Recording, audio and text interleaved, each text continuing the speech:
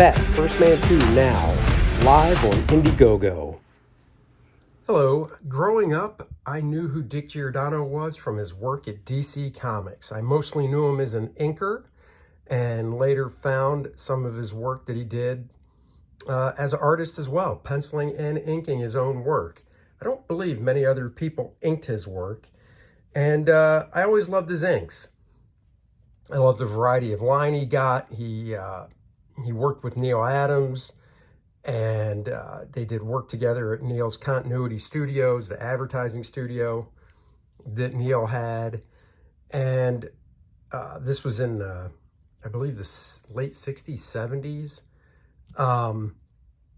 And you can definitely see in Dick's work a Neil influence. Dick actually drew some Green Lantern stuff in the backup stories and some Flash comics from the 70s, which were reprinted in those beautiful black and white showcase books. Anyhow, Dick put a book out from Impact called Draw Comics with Dick Giordano. I got it because more of being a fan of Dick's work, and almost every drawing book I get, there's something I can pick up from it. So I thought we would go through this book. Impact Comics was a publisher that put out some books on drawing comics, different aspects of it. I don't believe they're around anymore, but you can probably still get some of their books. Dick definitely has more of an old school approach, traditional approach to drawing. But once again, I'm a big fan of what Dick did when he was inking work, and I would still buy comics that he did, or I would buy comics that he inked over other artists just because he inked them. I mean, he inked some issues of Conan over John Buscema, which I thought were fantastic. He drew a Red Sonja story that was great. He inked some issues of Superman over Kurt Swan, which were great. So let's go through this. This is almost all the work in this book is drawn by Dick and inked by him as well. He was a guy that I believe influenced inkers like Joe Rubinstein and Klaus Janson, Brett Breeding, and a few others, if I remember correctly, on their inking style. So, we start with an introduction. We see some pencils right here by Dick Giordano. This is what I like to call old school pencils, where you definitely have to know how to ink to go in and basically add the finishing to the stuff. Like every good how to draw book, he starts off with the basics of the tools. Now, this book came out in, let's see, 2000, I've looked at enough of these indices, you'd think I'd be able to, 2005. I would have preferred to see photographs of the tools, but, Dick wanted to draw them, so, hey, it's kind of cool for me to see this stuff because I love seeing artwork, even if it is just of different tools and stuff. But photographs are helpful, so when you go to the store, you can exactly see them and know what you're looking for. Drawing heads. This book is set up kind of like How to Draw Comics the Marvel Way.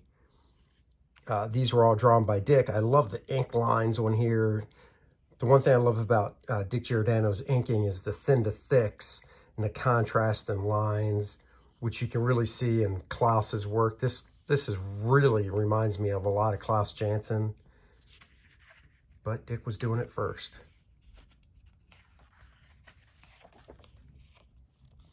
He breaks down the eye, different openings and stuff of the eye, things like that. Same with the mouth. Goes in a little bit about hair. I like this part about the ear. You see the different angles of the ear. Same with the nose. Then he goes into the basic construction of the head. Here, this is basically, the way John Buscema breaks it down and How to Draw Comics the Marvel Way.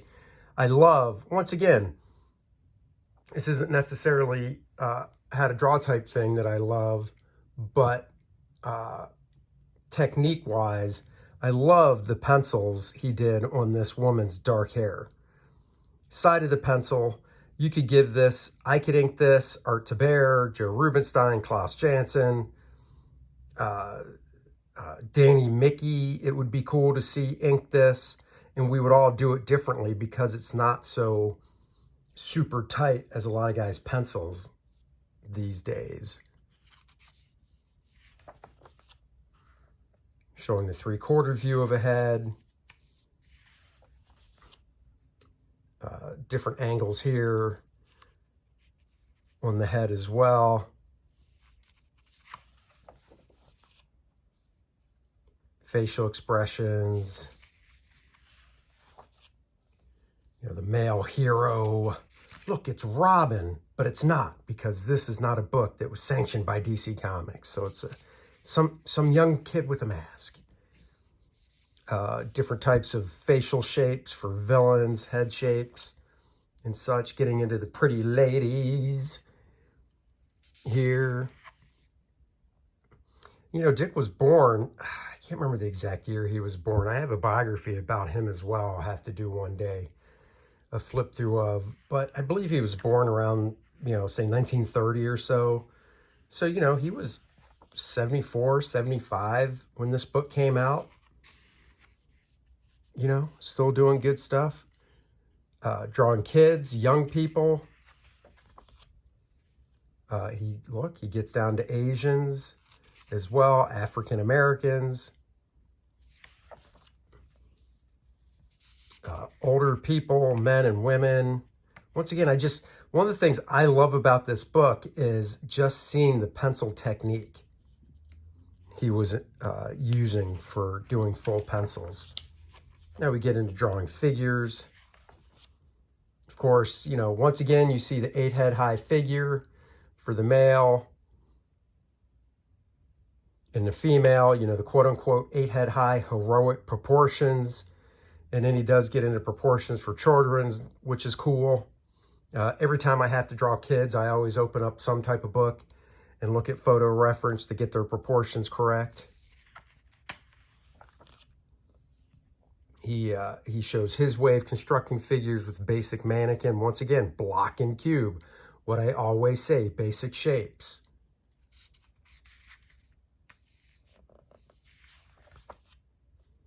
Breaks down hands, feet, shoes. It's all the basics. This is just a great page right here of figures in action, but once again, just showing what finished pencils look like. You don't have to do finished pencils that are, you know, so tight that they can just be reproduced and not even inked. These are great finished pencils. So are these.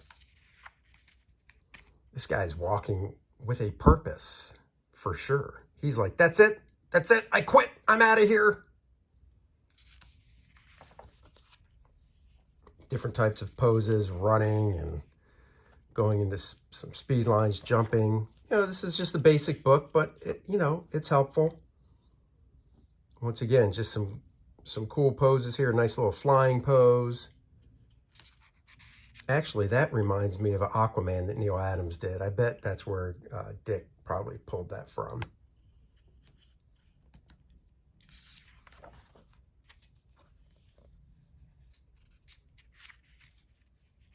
You know, Dick Giordano's work to me is, when he would draw his own stuff, is basically like Neil Adams light, which is fine. You know, him and Neil worked closely together, and I'm sure when it came to drawing, even though Neil was younger, Dick picked up a few things from Neil for sure in regards to dynamics and drawing. If you look at his Green Lantern work, classic hero pose right there.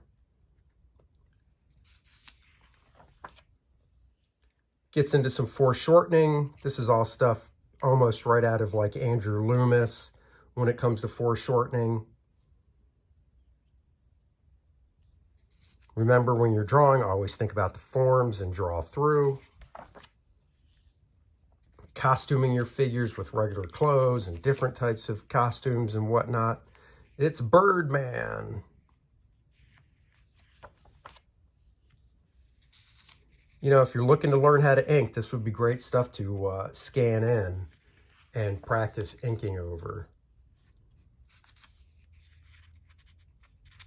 Female heroes, female villains, thugs. He's drawing a thug. And then, of course, the sexy ladies. Skinny gets into kids. I love how Dick would indicate the wrinkles on clothing and stuff. Mutated characters. Looks like a little Dr. Jekyll and Mr. Hyde action going on. Older women. What is she doing? She is way too old to be on her hands and knees cleaning a floor. Come on.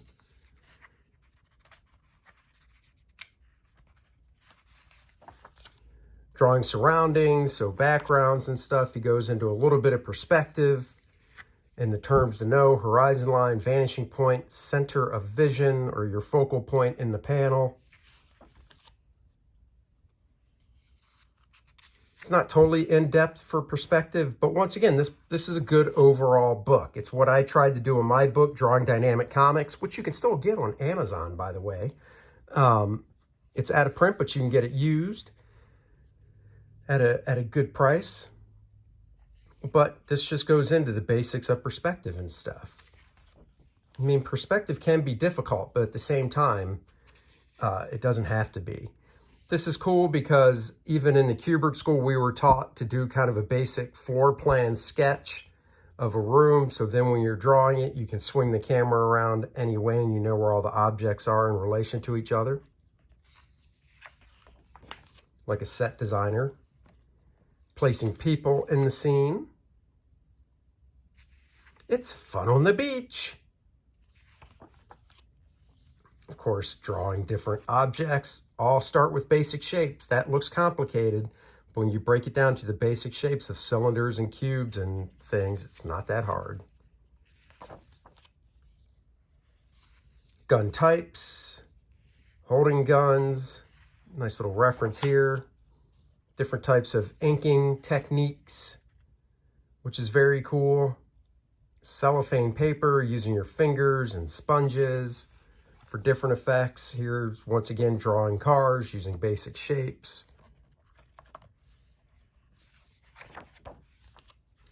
The art of inking. This is what Dick is best known for. There's some good tips in this chapter about inking, selecting brushes, different types of lines and way to pull the lines and stuff, talking about light source.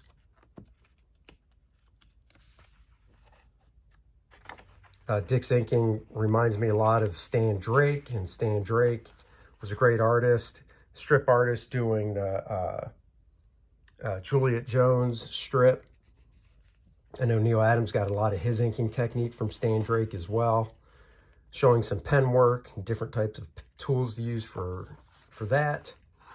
Develop your game plan. That's right. Think about it before you lay any mark down on a white piece of paper, whether it be penciling or inking over somebody's pencils. Think about your overall game plan going into it. Inking styles, this was all brush. This is pen and brush, so that's pretty cool. Different textures for inking hair and fabric. Brick, stone textures. I mean, this is a good overall book. And if you're a fan of good classic comic book art, you will like this book. Trees, metal. He just really delves into everything. Now we get into some sequential storytelling. Close-ups. Love that face right there. That is so nice. Showing different types of long shots. The two-shot, a mob scene, which isn't really a specific type of shot. It's just, well, it's a mob scene. Basic panels, trick shots. This reminds me so much of Klaus Jansson's pencils, which Once again, I believe Klaus studied under Dick. Paneling pages, then and now.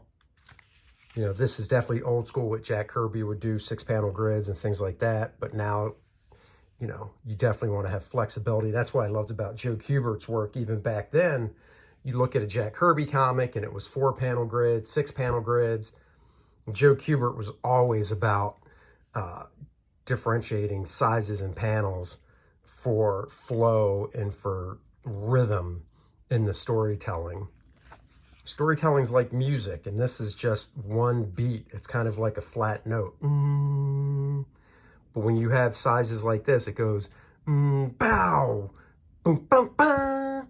You know, different panel shapes will evoke different emotions and things like that from the reader. We see a page that Dick did here. Classic pencils, once again, just beautiful classic penciling. Getting the side of the pencil in here. Brian Hitch, his pencils look kind of like this actually, in terms of tightness, how tight the pencils are. Creating a sense of space, distinguishing characters, directing traffic in the eye. This was actually from something Dick did, creator-owned, I believe, in Wally Wood's Wits End. Yep, Wits End number 10. I still need to get that because I love the design of this character.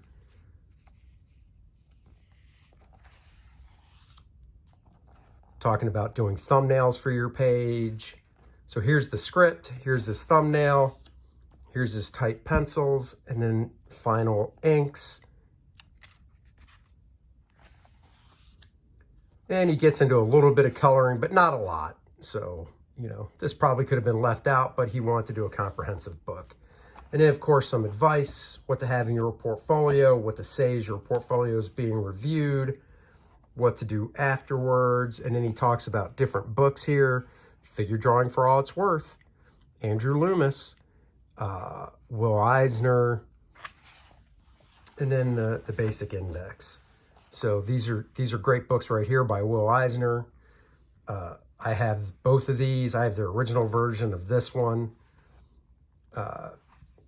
Comics Crash Course by Vincent Giordano is another book by Impact. Like I said, they did a few books that you can still find. But this is a pretty good book that you could probably pick up cheap if you'd like to get it. I recommend it. Like I said, I like basically collecting how to draw books, and I'll have more in the future. Until then, thank you for joining me, and I'll talk to you guys next time. Bye-bye. Luke Henry, after kicking Monarch's ass to the depths of space, is back on Earth, and now he's looking to save the world from the Fourth World Foundation. Sure, he had help from Penumbra before, but she's not helping him this time. He's got to face it on his own. He's coming for a villain known as Adonis. He'll do it. You'll be there. Back it now. First Man 2, Learning Curve.